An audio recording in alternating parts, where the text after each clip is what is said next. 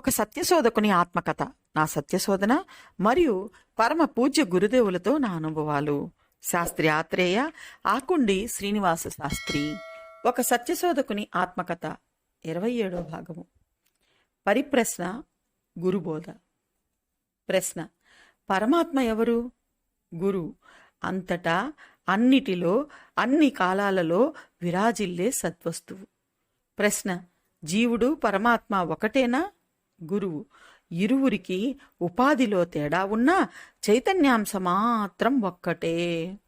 ప్రశ్న: జీవుని దేహంలో పరమాత్మ నిజంగా ఉన్నాడా? గురువు: దేవాలయం అనే జీవుని దేహంలో ఆత్మస్వరూపంగా ఉంటాడు పరమాత్మ. ప్రశ్న: ఆత్మను ఎలా గ్రహించగలం? గురువు: నేను ఉన్నాను అని నీ చేత అనిపిస్తున్నది నీ ఆత్మే. ప్రశ్న: ఆత్మే భగవంతుడా? గురువు: అవును, ఆత్మే భగవంతుడు. ఆత్మ కంటే భిన్నంగా ఉంటే అతడు పరమాత్మ కాలేడు. ప్రశ్న: భగవంతునికి ఆకారం లేదా? గురువు: పరిమళానికి ఆకారం లేదు గాని పువ్వుకు ఉందిగా. అవ్యక్తమైన నిరాకారం సాకారంగా వ్యక్తమవుతుంది, అదే జీవుడు. ప్రశ్న: భగవంతుణ్ణి చూశానని చెప్పడం అబద్ధమా? గురువు: అబద్ధం కాదు, అది నిజమే. అయితే వారు చూసిందేంటి? అంతటా వ్యాపించి ఉన్న దైవ చైతన్యమా, లేక వారు ఉపాసించే దైవరూపమా? ప్రశ్న: అయితే భక్తుడు భగవంతుణ్ణి ఎలా దర్శించాలి? గురువు: భక్తుడు భగవంతుణ్ణి ఒక ప్రత్యేక రూపంలో దర్శించాలని ఆశించకుండా అతన్ని సర్వత్రా దర్శించే ప్రయత్నం చెయ్యాలి. ప్రశ్న: ఆత్మజ్ఞానం లేకుండా భగవంతుణ్ణి తెలుసుకోలేమా? గురువు: అసలు తానెవడో తనకు తెలియకుండా భగవంతుణ్ణి తెలుసుకోవడం అసాధ్యం. భగవంతుణ్ణి తెలుసుకోవాలంటే ముందుగా తన్ను తాను తెలుసుకోవాలి. ప్రశ్న: జీవుడంటే ఎవడు?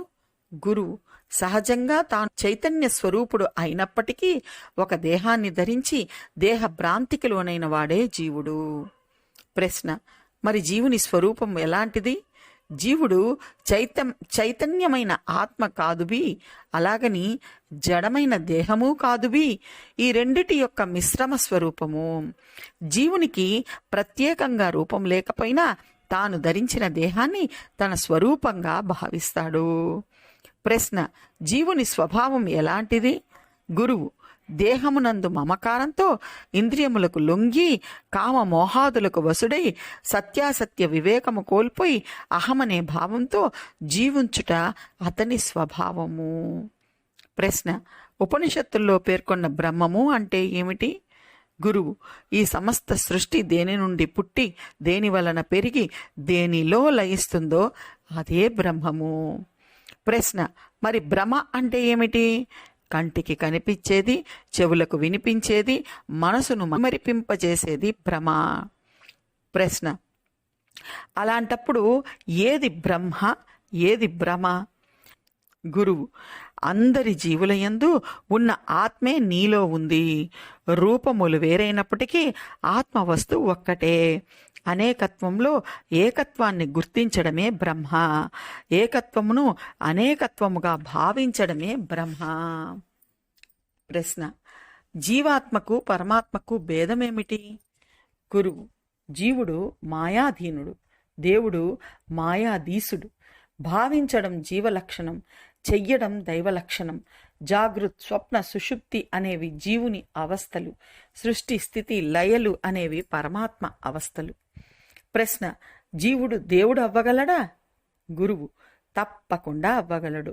జీవునికి దేవునికి ఉపాధి భేదం తప్ప ఇంకో భేదం లేదు. దేహ భ్రాంతిని త్యజిస్తే జీవుడు దేవుడు కాగలడు. ప్రశ్న: నేను, నాది అసలు అర్థమేమిటి?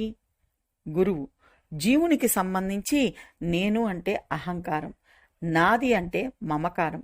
దైవానికి సంబంధించి నేను అంటే ఆత్మ, నాది అంటే చైతన్యం. ప్రశ్న: అహం అంటే ఏమి? అహంకారం అంటే ఏమి? గురువు: అహం అనేది శుద్ధ చైతన్యం. దానికి రూపం లేదు. అది ఒక శరీరాన్ని ఆవహించినప్పుడు అహంకారంగా మారుతుంది. నేను అనేది అహం, నేను ఇది, నేను అది అనేది అహంకారం. అహం అనేది ఎప్పుడూ ఉండేది, ఎప్పటికీ మారనిది. అహంకారం అనేది శరీరంతో పాటు వచ్చేది, శరీరంతో పాటు పోయేది. అహంకారం లేకుండా అహం ఉండగలదు కానీ అహం లేకుండా అహంకారం ఉండలేదు. సంకల్ప వికల్ప వికారాలతో కూడినది అహంకారం. ఎటువంటి వికారాలు లేనిది అహం. అహంకారం అసత్యమైనది, అహం సత్యమైనది. ప్రశ్న: అహంకారంతో ఆత్మ సాక్షాత్కారం పొందగలమా? గురువు: జ్ఞానంగా అగుపిస్తూ అజ్ఞానంలోకి నెట్టివేస్తుంది అహంకారం. అజ్ఞానమైన అహంకారంతో సత్యమైన ఆత్మ సాక్షాత్కారం పొందలేము. ప్రశ్న: అహంకారం నుండి ఎలా బయటపడాలి? అహంకారం యొక్క నిజస్థితిని గుర్తిస్తే అది అహంగా మారిపోతుంది. అంటే అహంకారం లేని అహం బయటపడుతుంది. ఆత్మ అహం అహం అంటూ అనుభవంలోకి వస్తుంది. అదే ఆత్మానుభూతి. ప్రశ్న: సచ్చిదానందము అంటే ఏమిటి? గురువు: జ్ఞానం యొక్క స్వరూపమే సచ్చిదానందము. సత్ ప్లస్ చిత్ ప్లస్ ఆనందము. సత్ అంటే నాశనము లేనిది, జాగృత్ స్వప్న సుషుప్తి అవస్థలలో మార్పు చెందనిది. చిత్ అంటే జ్ఞానవంతమైనది, జాగృత్ స్వప్న సుషుప్తి అవస్థలలో సర్వము గ్రహించేది. ఆనందం అంటే దేని యందు ఆశ లేని స్థితి, జాగృత్ స్వప్న సుషుప్తి అవస్థలలో కూడా అనుభవించేది. ప్రశ్న: జీవుడు సచ్చిదానంద స్వరూపుడేనా? గురువు: అవును, 100కి 100 సచ్చిదానంద స్వరూపుడే. ప్రశ్న: జీవుడు ఈ సత్యాన్ని ఎందుకు గ్రహించడం లేదు? గురువు: అజ్ఞానవశుడై దేహమే నేను అన్న భ్రాంతితో తన నిజస్వరూపమైన సచ్చిదానందాన్ని మర్చిపోతున్నాడు. ప్రశ్న: ఈ భ్రాంతి నుండి ఎలా బయటపడాలి? గురువు: భ్రాంతి ఉన్నంతసేపు బ్రహ్మము కనిపించదు. తన దేహంతో సహా ఈ జగత్తులో సత్యమైనది ఏదీ లేదని తెలిసి కూడా కర్తృత్వాన్ని తన నెత్తిన వేసుకుంటున్నాడు. దేహం నేను కాదు అన్న సత్యాన్ని గ్రహించినప్పుడు ఈ భ్రాంతి దానంతట అదే తొలగిపోతుంది. ప్రశ్న: వేదము అంటే ఏమిటి? గురువు: వేదము అంటే జ్ఞానము. అంతటా అన్నిటా ఉండి ఈ సృష్టిని ఎంతో క్రమబద్ధంగా నడిపిస్తున్న అద్భుత సత్యాన్ని మానవులు గ్రహించేందుకు వీలుగా ఎన్నో కర్మ జ్ఞాన విషయాలను సూచించింది వేదము.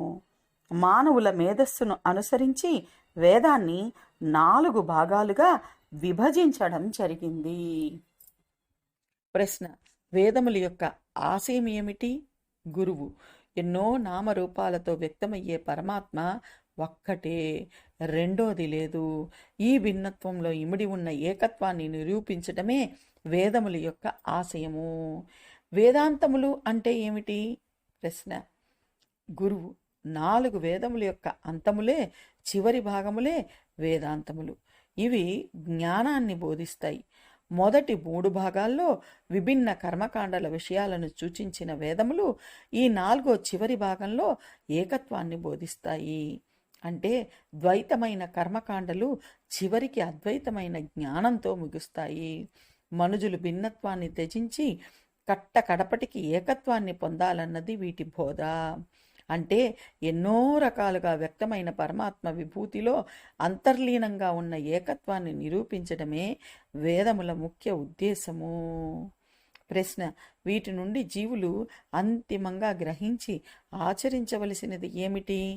గురువు: ఏది శాశ్వతమో దాని యందు విశ్వాసమే భక్తి, ఏది సత్యమో దానిని తెలుసుకోవడమే జ్ఞానము, ఏది నశిస్తుందో దాన్ని విడిచిపెట్టడమే వైరాగ్యము అన్న సత్యాన్ని గ్రహించి తదనుగుణంగా జీవిస్తూ తనలో ఉన్న పరమాత్మను అనుభూతి పొందాలి. ప్రశ్న: జ్ఞానము అంటే ఏమిటి? గురువు: అద్వైతమును అంతటా ఏకత్వము దర్శించడమే జ్ఞానము. ప్రశ్న: జ్ఞానాన్ని ఎలా పొందాలి?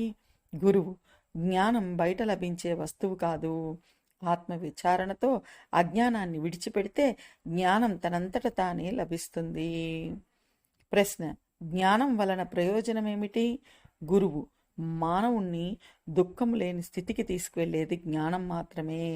జ్ఞానం వలన తానెవరో తెలుస్తుంది, సత్యం అవగతమవుతుంది, బ్రహ్మానందం కలుగుతుంది. ప్రశ్న: జ్ఞానాన్ని వ్యక్తపరచడం ఎలా? గురువు: ఆత్మ యొక్క స్వరూపమే జ్ఞానం.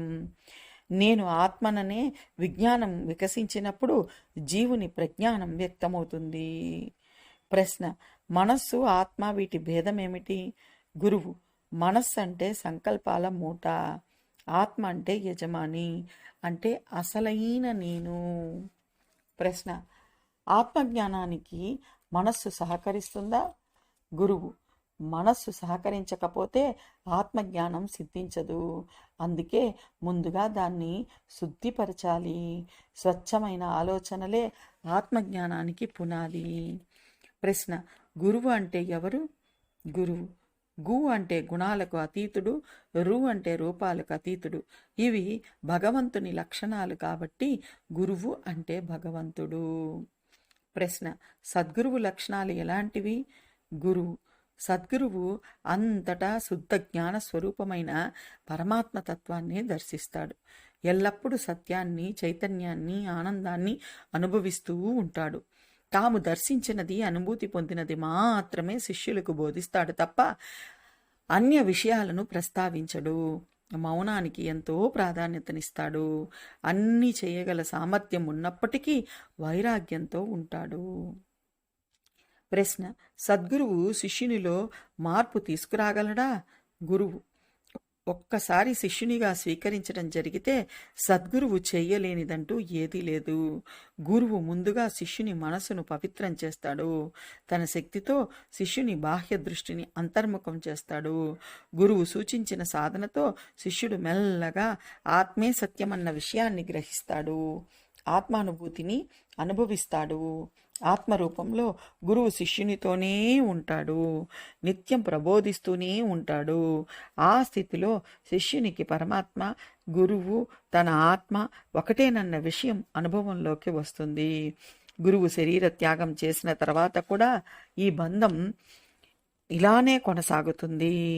ప్రశ్న: గురు శిష్య పరంపరలో వేషభాషల ప్రాముఖ్యత ఉందా? గురువు: అసలు ఏమాత్రం లేదు. ఇదంతా మనం కల్పించుకున్నది మాత్రమే.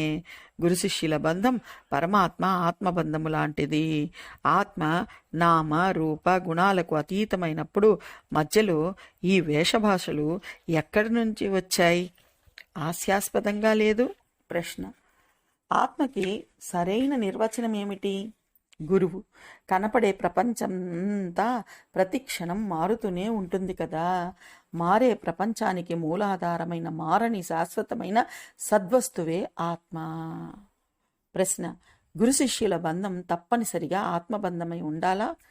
గురువు: తప్పనిసరిగా ఆత్మబంధమై ఉండాలి.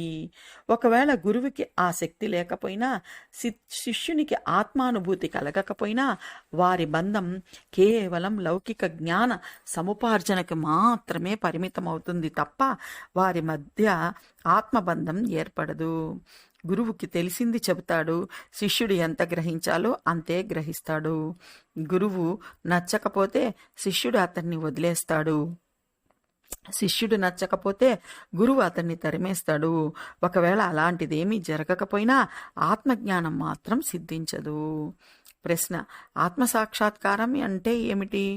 గురువు: మనలో చిదానంద రూపంగా వెలుగొందుతున్న ఆత్మను అనుభూతి పొందడం. ప్రశ్న: ఆత్మసాక్షాత్కారానికి అడ్డంకులేమిటి? గురువు: చంచలమైన మనస్సు, అర్థం లేని సాధనలు. ప్రశ్న: ఆత్మసాక్షాత్కార అనుభూతి పొందేది మనస్సే కదా.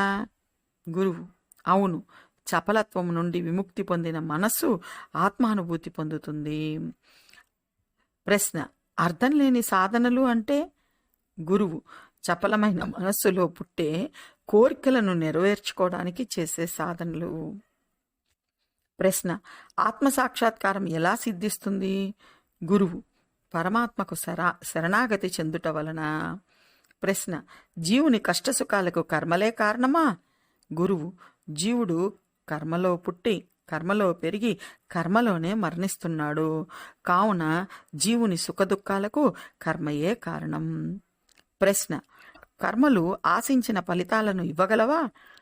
గురువు: కర్మలు జడం కాబట్టి వాటికి ఫలమును ఇచ్చే శక్తి లేదు. పరమాత్మే కర్మ ఫలప్రదాత.